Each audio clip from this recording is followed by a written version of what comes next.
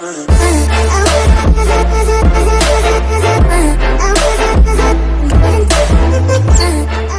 everyone, my name is Dojo Mojo and I make tech videos about tech news.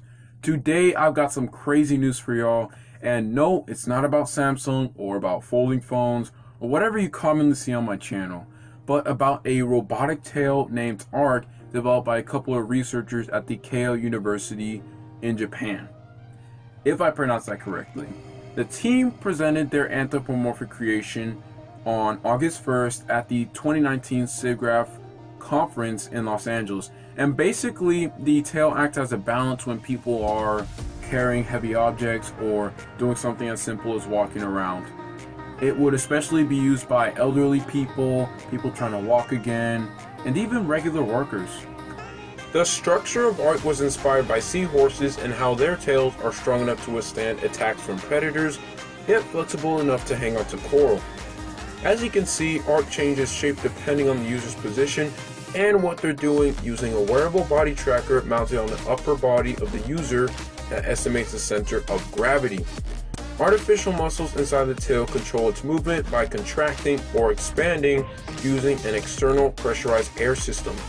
To adjust for a person's body type, the wearer just has to remove a vertebrae and the system pretty much balances itself.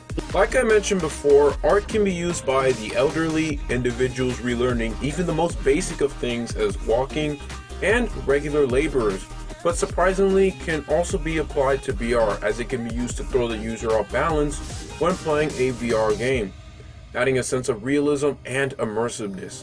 We might see this implementation in battle-heavy games like Call of Duty or Battle Royale games like Fortnite. Both a very controversial video game and a very dead one if you ask me, but I digress. The team has also said that they plan on making the robotic tail more portable in the future because it can't go very far when it's tethered. So we could be seeing a battery and pressurized air system attached to the prototype in the near future.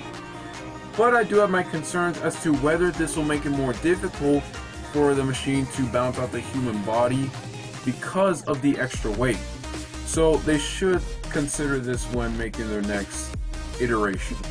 My best guess is that the team of researchers will go on to make adjustments to the system, like making it more portable and open it up to the public for medical and work-related uses. I also think this could push the boundaries of VR and definitely give developers of VR video games the freedom to add in a plethora of special effects to boost engagement with their video games and create a sense of escapism into a world programmed to be realistic but separate from our reality. But I think we've got to address the elephant in the room here. I really see this being worn by furries. Like, I'm not even joking when I say that, because people tend to do stupid things with things they don't understand. For example, vaping was originally targeted at people trying to quit smoking, but look at who's the main consumer of these products. Teens and young adults whose background does not include previous smoking. Want another example? Alright, I've got you. Tide Pods. We all remember Tide Pods, those squishy, cubey things that we put in the laundry washing machine. They keep our clothes clean and well scented. But people started eating them. Exactly what I mean. I think we've got to put a great deal of energy to make sure no more instances like the ones mentioned don't see the light of day again. Also, in case you're confused as to why I'm ranting about something as non-related to technology, as well as previously mentioned, I'm just expressing my concerns for these developers, inventors, researchers who put their hard-earned money, time, and energy to make things for the general public and then have them squandered by those who don't have any dealings with them. It doesn't make sense. If you'd like to read more into this project, I've got the articles linked below in the description, and hope you all have a wonderful time reading it and are definitely inspired to create wonderful solutions like the one we've discussed today.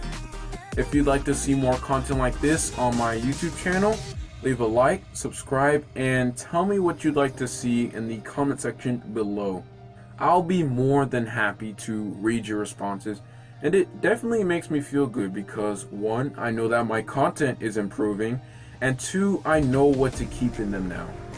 curious as to whether humans can improve their overall intelligence, I've got a video about Neuralink and their work on a brain-computer interface that'll sure to get you thinking bigger. You can check out the video with the link in the description or with the iCard on the top right corner. So make sure to check that video out. Without any further ado, this is your boy Dojo Mojo signing out.